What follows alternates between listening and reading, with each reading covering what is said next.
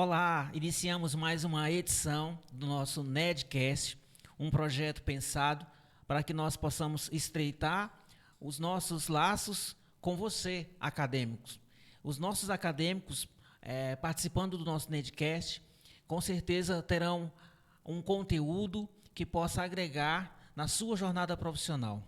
Hoje, o nosso episódio ele está mais do que especial. Preparamos um conteúdo que, com certeza, irá favorecer no seu conhecimento, na sua autonomia e também na sua tomada de decisão.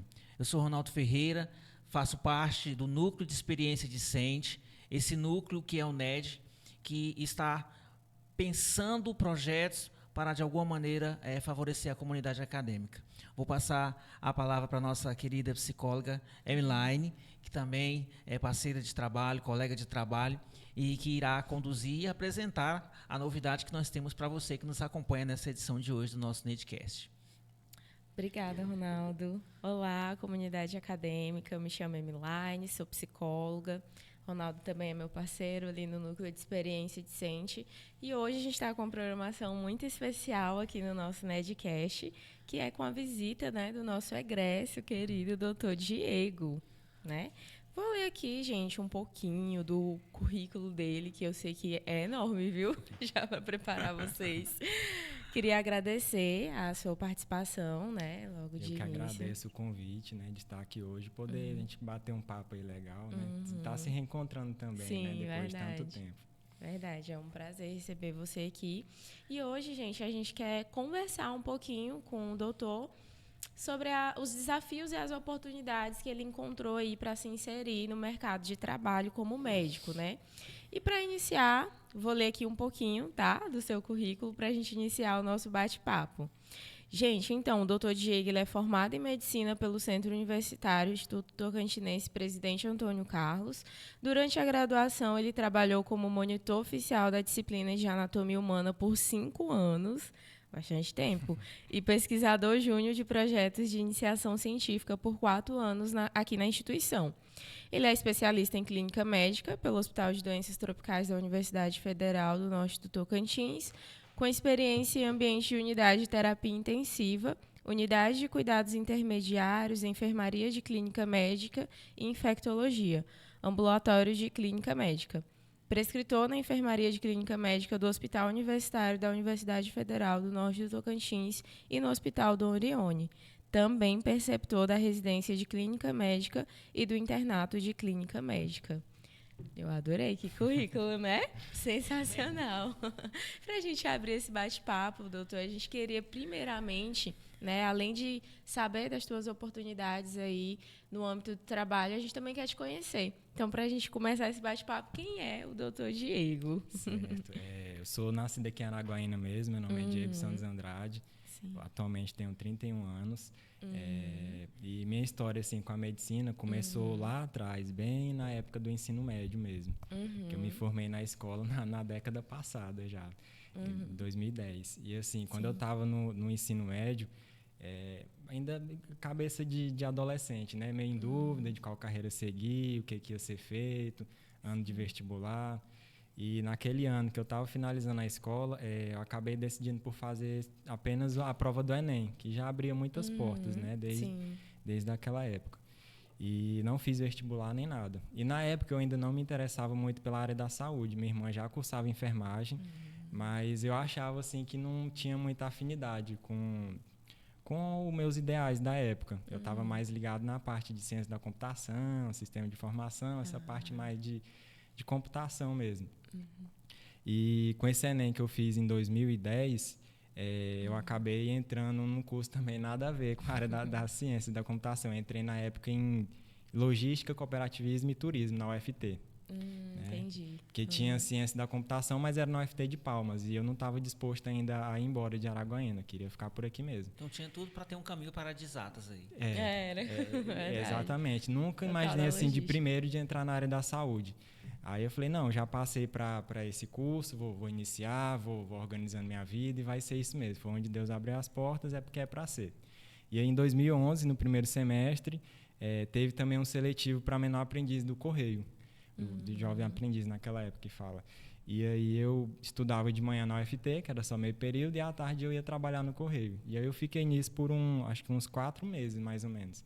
Só que aí eu fui vendo que não era bem aquilo que eu esperava, não estava assim muito contente ainda.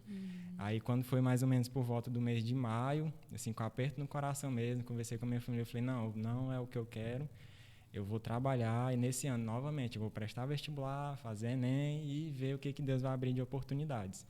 E aí nesse ano de 2011 eu decidi dar uma oportunidade. Tá gostando. Tinha outras pessoas também da família que estavam na área da saúde. Falei, não, aqui pode ser que seja o lugar que eu vou me sentir satisfeito mesmo. E aí eu sei que eu trabalhei esse 2011 como menor aprendiz no Correio e foi tendo outros concursos.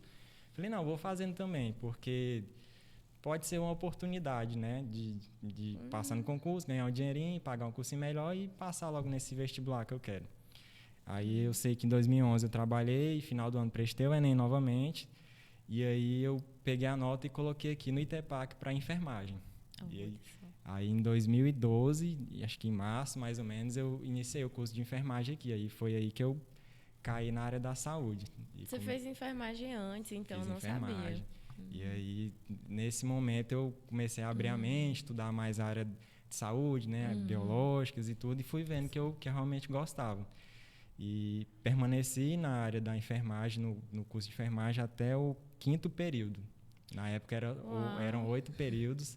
Só que, assim, eu vi que eu gostava da área da saúde, mas ainda não estava me sentindo completo.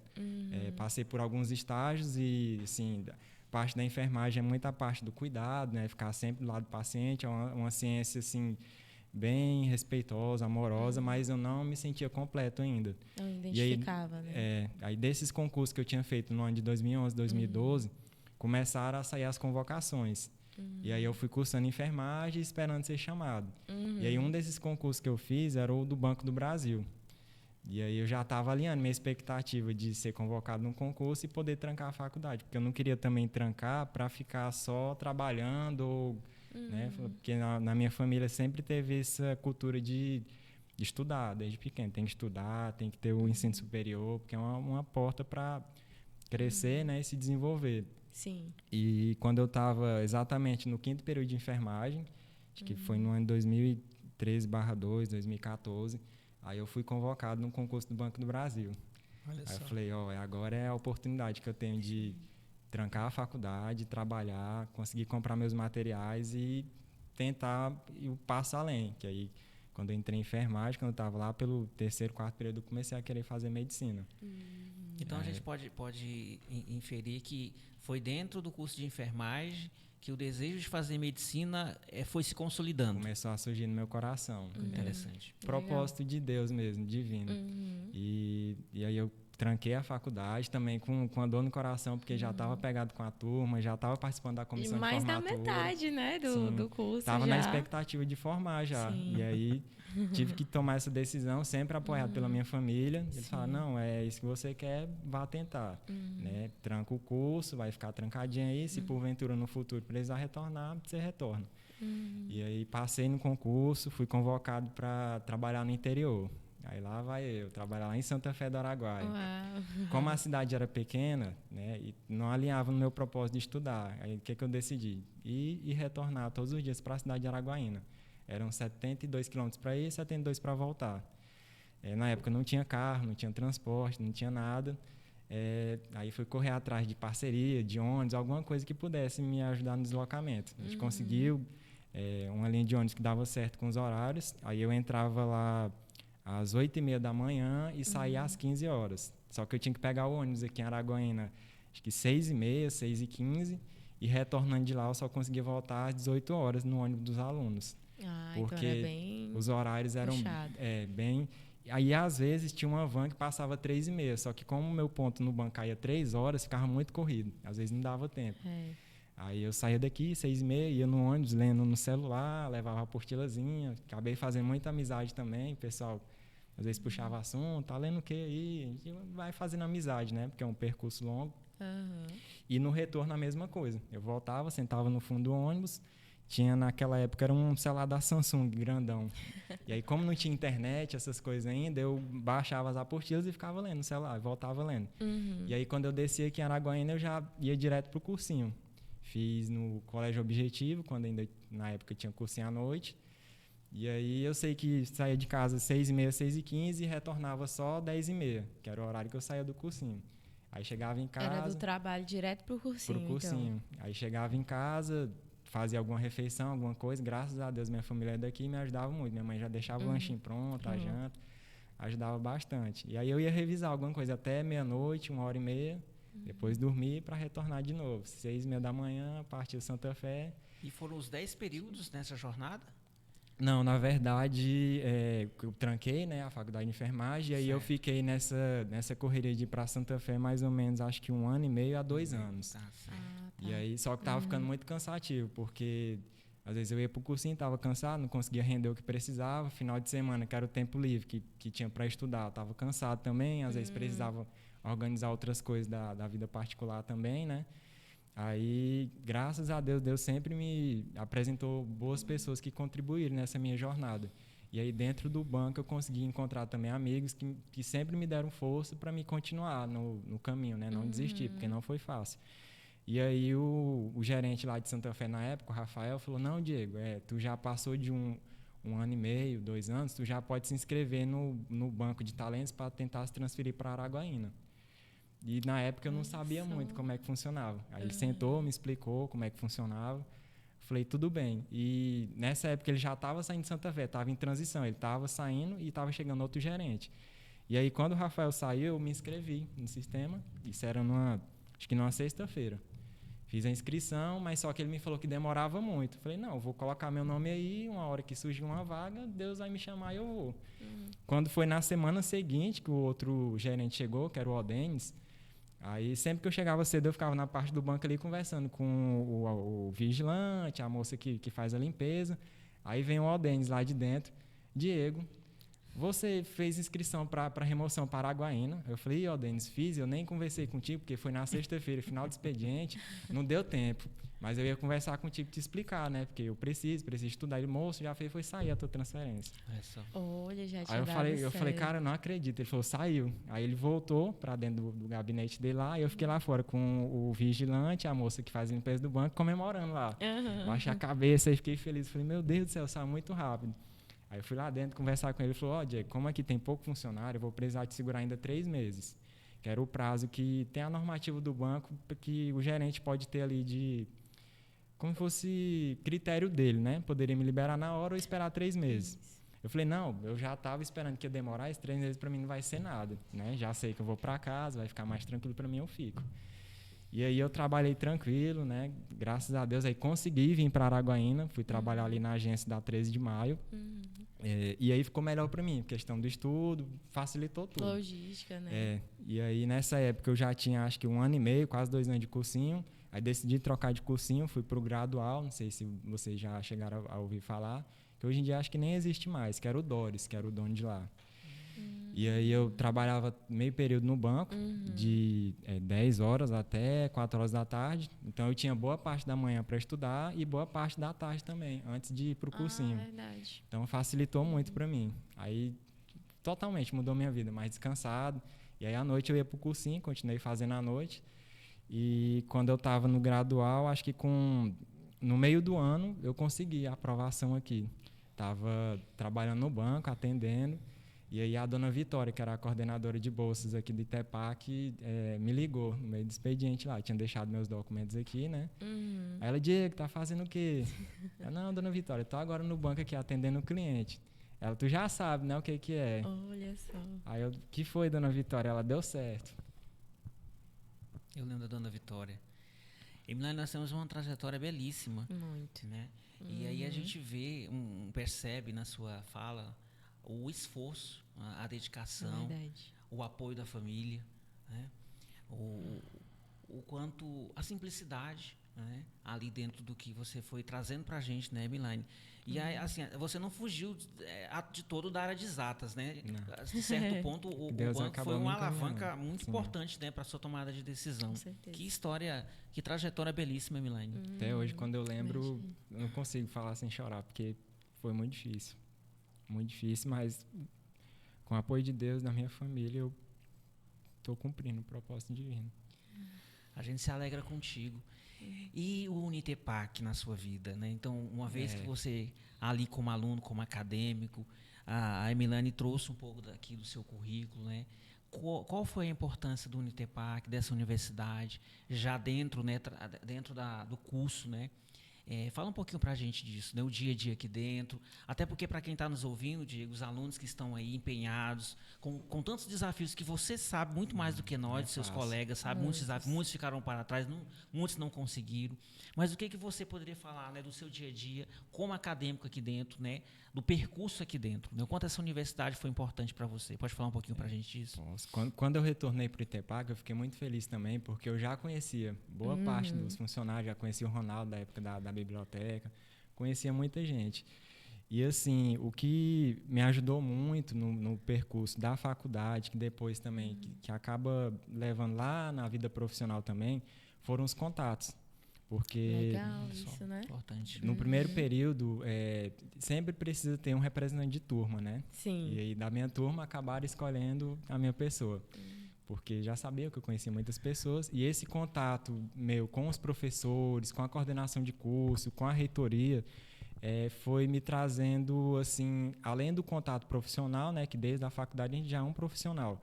Também amizades, né? Oportunidades também. Fui conhecendo como que funcionava verdadeiramente o campo da pesquisa, das monitorias, fui recebendo convites. E dessa forma, sendo representante de turma, fazendo amizades, conhecendo pessoas, conversando, a gente acaba criando conexões, né? Eu lembro que no primeiro período, quando eu era aluno de medicina já, fazia anatomia, eu achava muito interessante ter um monitor ali dentro da sala, ajudando a gente. Falei, rapaz, semestre que vem eu vou pedir para o professor Alacide uma oportunidade. Porque eu tinha questão de monitoria paga, voluntário, falei, não quero nem saber de dinheiro, eu quero estar aqui dentro, porque isso aqui é legal demais. E aí, quando eu entrei no segundo período, a primeira coisa que eu fiz foi caçar o professor Alacide. E aí, professor, tem como me dar uma oportunidade, não, de eu ficar aqui no laboratório de anatomia, ajudar, fazer o que for preciso aqui. Ele, não, Diego, pode vir. Aí pediu meus dados lá, acho que para cadastrar como monitor voluntário, né? E aí eu entrei. Aí esses 6 meses foi suficiente para me aprender. E aí, quando começou a ter provas, eu sempre fazia a prova e acabava Continuando, né?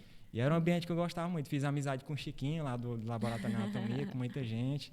E aí, dessas monitorias, eu fui conhecendo outros professores, conheci a professora Yara também, que me convidou para participar dos ProBics, né, que é a iniciação científica. Sim. Ela, Diego, eu já vi que você é empenhado em monitoria e tal. Que tal participar aqui do ProBic? Eu, professora, como é que funciona? Aí foi sentar e me explicar. Não, tem que escrever um projeto, assim, chama mais 2 colegas e a gente tenta. E aí fizemos, deu tudo certo. E aí, com 1 ano que finalizou, ela falou, não, gostei de vocês, bora repetir.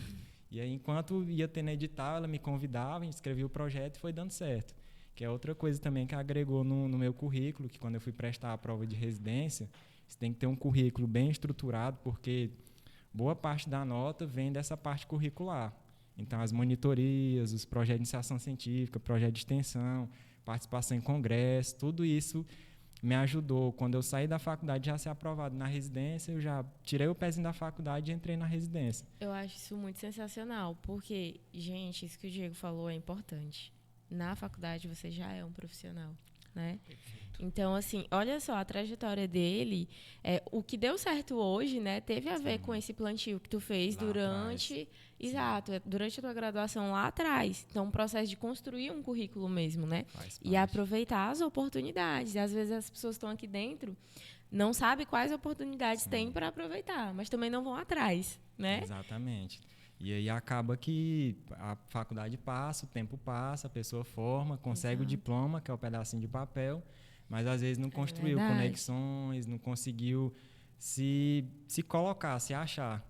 E aí só conseguir o pedacinho de papel ali não é garantia de que você vai ser bem colocado no mercado de trabalho, ainda mais hoje que está muito concorrido, né? Então, tem que ter um diferencial. Tinha uma professora nossa, a doutora Anete Kelsey Partata. Eu nunca esqueci isso. Ela falou pra gente, acho que no 3º, 4º período, olha, quando vocês pisam o pé na faculdade desde o primeiro dia, isso já é o espelho do profissional que vocês serão daqui 6 anos. Então, o modo, até me arrepiei. o modo como você se veste, o modo como você trata os colegas, os profissionais de limpeza, se você dá bom dia ou não. O espelho que você é aqui é o que você vai ser lá na frente. Ela fala, eu tenho muita experiência e eu sei o que eu estou falando. Eu conheço todo mundo que passou por aqui e os que já estão no mercado de trabalho. E eu sei como é que é a vida de cada um. Então, é uma coisa que também acho que as pessoas, quando entram na faculdade, não têm muito discernimento disso. Falar, o que eu fizer hoje aqui vai reverberar lá na frente, quando eu me formar, ter o pedacinho de papel, que é o certificado. Porque, igual eu falei, só aquilo ali não é garantia de absolutamente nada, né? E aí, depois que eu formei, que eu entrei na residência, aí na residência, os meus professores aqui da faculdade eram meus preceptores lá na residência também, a doutora Alessandra, a doutora Paula, que já me conheciam daqui também e me ajudaram a construir essa jornada de especialização. Porque depois que a gente forma, principalmente da parte da medicina, a gente tem muita carga teórica, né? Tem a parte prática, mas aí tem outro professor meu, o doutor Antônio, que fala assim, quando vocês formam, vocês são os internos com carimbo. Tem CRM, tem tudo, mas a cabecinha ainda é de interno. Então, aí tá a vivência ali, né? O ideal é ter a vivência, né? Conviver com pessoas que já são formadas há muito tempo, porque faz a diferença. Não é só ler o livro, tem a parte da vivência também. Então, o ideal, assim, para quem cursa medicina é construir esse currículo e tentar entrar na residência o quanto antes, porque faz a diferença. Você vai conseguir prestar uma assistência qualificada para o seu paciente, vai fazer total diferença no mercado de trabalho. Né? É verdade. Tem que ter essa visão também. Perfeito. Diego, e eu gostaria de saber também sobre a tua escolha, né? Em questão da residência, da especialização, me conta um pouquinho como é que foi para ti escolher. Porque, assim, tu teve, né, igual tu falou, um contato com muita coisa, né? Sim. Durante a faculdade, a anatomia, eu lembro que teve um contato também com projetos de inovação mesmo. Sim. Lá no PicTech, se tu quiser falar sobre também. Mas como é que foi para ti esse período de escolher a residência? Desde a graduação a gente vai tendo contato, como você falou, com diversas áreas da medicina, né? E são muitas. Muitas. E aí eu entrei com a cabeça, eu gostava muito das ciências da mente. Eu entrei na cabeça que eu ia ser psiquiatra. Olha só. Eu vou fazer medicina para me especializar em psiquiatria. Só que como eu tinha certeza do que eu gostava, eu decidi, assim, das ligas acadêmicas, entrar naquelas que eu não gostava. Falei, não, como eu já sei que eu gosto de psiquiatria, eu não vou entrar numa liga de psiquiatria, porque eu já inovador. Sei. Mas isso é muito bom, sabia? Experimentar novas coisas. Isso, porque a gente só pode dizer que não gosta depois que a gente... Isso. Né? Eu pensei, não, porque se eu entrar, por exemplo, numa liga de psiquiatria, eu vou reafirmar o que eu já sei, o que eu já gosto, e muitas vezes, por ignorância, eu vou acabar... Vai expandir, né? Vou deixar outras coisas de lado. Eu falei, não, então deixa a psiquiatria aqui de lado e eu vou experimentar outras áreas. Que estratégia interessante. Eu gostei também. E aí eu acabei tendo contato com a área cirúrgica, que eu não gostei, porque, assim, o ambiente de centro cirúrgico é um ambiente que eu não gostei mesmo. Eu acabei excluindo essa parte cirúrgica. Então, para mim, ficou mais fácil, porque eu fiquei com a área clínica.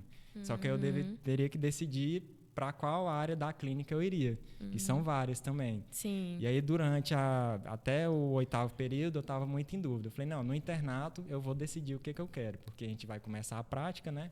E ali, tendo contato com vários preceptores, a gente vai trocando uma ideia e acaba expandindo, abrindo o horizonte. Só que aí, assim, da clínica médica, como tem muita coisa, eu gostava de tudo. Gostava de endócrino, de cardio, de infecto, de pneumo, de nefro. Falei, meu Deus do céu, o que eu vou fazer? O que eu vou fazer? E aí foi passando internato, foi chegando o último período da faculdade e eu ainda sem decidir. Eu pensei, não, eu vou fazer a clínica médica, porque ela é a mãe, né, de todas as áreas clínicas, e depois eu decido a minha subespecialidade. E assim eu fiz. E aí, desde quando eu entrei no internato, eu já tinha decidido que eu queria fazer clínica médica aqui mesmo, no HDT.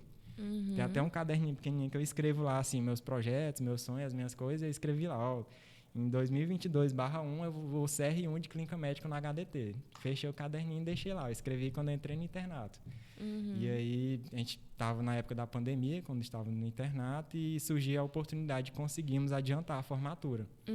Porque eu ia formar em 2022/1, que era em julho de 2022. E a gente conseguiu colar grau em dezembro de 2021. E aí, antes de ter essa decisão, se a gente ia colar grau ou não, já estava aberta a inscrição para o ENARE, que é tipo o Enem das residências. Era a primeira edição. E aí o pessoal da minha turma tudo em dúvida. Será se a gente faz? Será se não faz? Não sabe se vai colar grau cedo, não sabe se vai. Falei, rapaz, eu vou pagar a inscrição. Já estava estudando mesmo. Se der certo, deu. Se não der certo, é porque Deus não quis. Então, tu já estava te preparando para a residência desde o internato. Já, a desde tua o preocupação internato. não era só o internato, Não. ali tu já estava vendo. Eu já bem tinha à colocado frente. na minha cabeça que eu conversava muito com os professores. Falei, não, é assim, eu sei que a formação é boa, Itepac fornece uma formação muito sólida, mas ainda assim, quando eu formar, eu quero ter essa vivência com outros médicos que já estão formados há muito tempo para me consolidar, porque eu quero só ajudar meu paciente. Deus me livre de fazer o mal, alguma coisa, porque às vezes por inexperiência a gente pode cometer erros, né? Todo mundo é humano, mas na área da saúde a gente não pode dar brecha para isso, Para né? São erros, vidas. E aí já estava estudando, tinha montado a minha estratégia, e aí trabalhei para isso, e aí quando surgiu essa oportunidade de formar mais cedo, eu falei, olha, é Deus abrindo a porta, vai dar certo. E aí quando foi mais ou menos no começo de dezembro de 2021, o Dr. Rodolfo entrou em contato com a gente, olha, deu certo, vocês vão colar grau dia 29 de dezembro de 2021. Aí eu falei, beleza, ainda bem que eu tinha feito a inscrição. Aí fiz a prova, É verdade. quando foi em, acho que 14 de fevereiro ou foi 14 de janeiro de 2022, saiu a nota, que é igualzinho ao Enem. Aí você pega a nota e joga na instituição que você quer. Falei, não, quero HDT, vou jogar lá. Aí joguei e fiquei esperando. Quando foi no final de fevereiro, saiu o resultado, fui aprovado, fiz a matrícula e iniciei minha jornada na residência. Né? Essa formatura antecipada me ajudou, assim, antecipou minha vida em 1 ano, no caso, porque eu só entraria na residência em 2023. Nossa, eu ia ter que esperar, então, o ano de 2022 passar. Eu ia ter que trabalhar, se eu fosse formar em julho de 2022, eu ia ter que trabalhar 6 meses, prestar o ENARE no final de 2022 para entrar na residência em 2023. Hoje eu ainda seria residente, no caso. Então, essa formatura antecipada me ajudou também. Aí consegui entrar na residência, me empenhei muito também durante a residência. Eu já tinha também um propósito de não pegar nenhum plantão. Eu ia viver a residência 100%. Então, era o período que eu precisava estar na residência, era 60 horas por semana. Estava lá e quando eu não estava, eu estava em casa revisando, estudando, repassando os casos para poder aprender melhor, né? Porque o propósito era consolidar o conhecimento. Isso é algo muito interessante, Ronaldo, porque eu vejo muitos alunos, tenho muito contato com os alunos da medicina também, eu vejo muitos dizerem que o desejo é fazer a residência e fazer diversos plantões, né? Para conseguir ali ter, diversificar a renda também, né? Mas aí tu te propôs a estudar mesmo, a te entregar mesmo. Conversava muito com a doutora Ângela, que também foi minha professora aí, que ela falava, Diego, ó, formou, tem que viver a residência 100%. É o momento ali de aprofundar o conhecimento, aprender alguma coisinha que deixou passar durante o internato e depois já emendar na subespecialidade. E aí eu já tinha uma reserva assim, financeira que dava para me sustentar. Minha família também me ajudou muito, graças a Deus. Minha mãe, meu pai, meu irmão, minha irmã. E eu consegui manter até os últimos 6 meses da residência, só na residência. Só que aí, de junho do ano passado até eu finalizar a residência, começaram a surgir as propostas, que também são as conexões que a gente faz durante a residência. Que a gente lá que faz residência lá no HDT, a gente estagia praticamente em todos os hospitais de Araguaína. E aí lá no Dorione foram surgindo propostas. Ei, Diego, quer tirar um plantão aqui na UTI? Não, vem trabalhar com a gente na UTI, bora aqui com a gente. E aí da UTI eu passei para a enfermaria de clínica médica, lá do Dorione, da qual eu fiquei. Assim, da parte de unidade de terapia intensiva eu não gostei muito. E aí eu me identifico muito com a parte da enfermaria. Então o Dr. Jorge Patrick, que é o coordenador, fez o convite, eu acabei aceitando e é onde eu estou hoje lá, né, como prescritor. Perfeito, Diego. Caminhando para o nosso bloco final, eu gostaria de pedir, você nos transparece muita tranquilidade. Muito. Obrigado. E você bem sabe dos desafios que os acadêmicos que estão na jornada, né, dentro da medicina enfrentam no que diz respeito à ansiedade, no que diz respeito ao o que eu vou fazer depois que eu me formar, como vai ser. essa tranquilidade, essa sua capacidade de poder olhar para a realidade e dar um passo de cada vez. Que recomendação você daria para os seus colegas que estão aí também no desafio, sabe, de atravessar essa jornada acadêmica e chegar num objetivo? O que você diria para os seus colegas? Primeiramente, é pedir sempre direcionamento para Deus, né? Porque é Deus que conduz cada passo, cada porta aberta, cada porta fechada, tudo é um caminho divino. Pedir para Deus direcionamento, se atentar também para aquilo que a gente falou, que desde a faculdade nós já somos profissionais. Então, tentar manter o profissionalismo desde a faculdade, planejar o caminho que você quer seguir, né?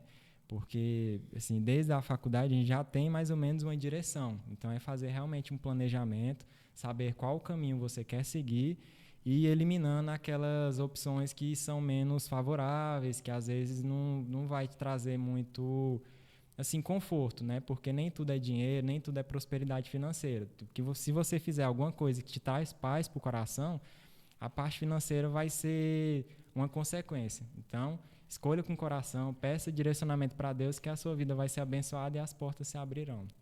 É isso. Emiliano, nós estamos diante de um fato, né? Não há como negar. Com certeza. A trajetória de vida desse profissional, a carreira dele, ele foi sendo promovido naturalmente aos poucos. Foi. Mas exato. com certeza, como você se emocionou, o esforço, não é verdade? Ou seja, aquilo que estava dentro da sua competência de fazer acontecer, você foi fazendo aos poucos. Sim. E como você mesmo foi pontuando, as portas foram se abrindo, Deus foi abrindo as portas, porque a gente vê uma naturalidade, Emiline. Muito E ainda evidente. mais a questão de antecedência, ou seja, com um ano antes, você teve uma oportunidade, ou seja, você antecipou a sua carreira, ganhou uma experiência, uma bagagem considerável, e que trajetória belíssima. Obrigado. É divino. Eu falo que medicina é um sacerdócio e Deus me abençoou com essa profissão.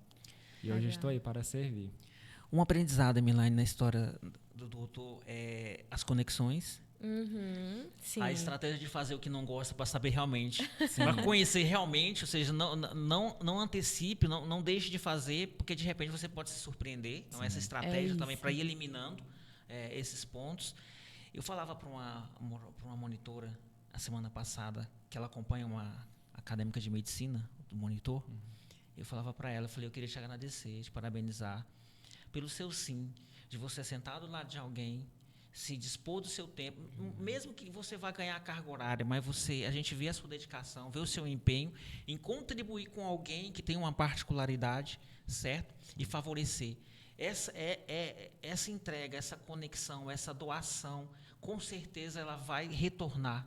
Como você bem pontuou, você teve contato com outras pessoas que passaram pela sua vida, você se comportando como profissional, com naturalidade, fortalecendo as suas conexões, e, Emiline, as coisas foram acontecendo. É isso que me chama muita atenção, Ronaldo, principalmente na tua história, né, Diego? Porque a gente vê que é uma trajetória, uma jornada de pequenos passos, mas passos muito bem dados, né?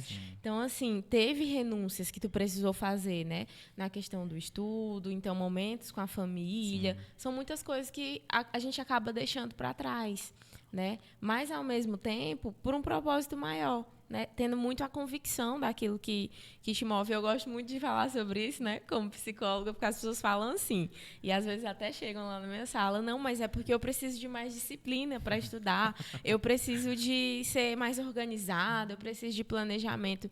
E é verdade, o Diego trouxe, né? Que o planejamento ajudou ele a chegar onde ele queria.